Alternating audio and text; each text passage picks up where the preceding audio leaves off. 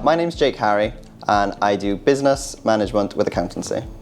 So I chose to study at Gower College Swansea because I want to focus on accountancy, and they offered to provide me AAT alongside my degree, and that is a professional qualification accountants need, and it is very industry-wide recognised, and at the end of my degree I'll be AAT qualified and a degree on top.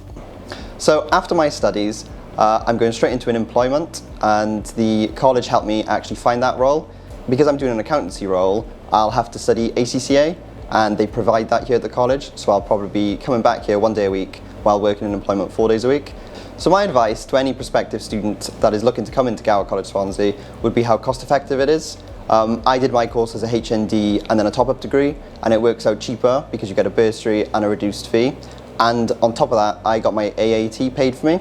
So combined all together, and I could work in my spare time because I'm staying in Swansea, it was a lot more cost effective.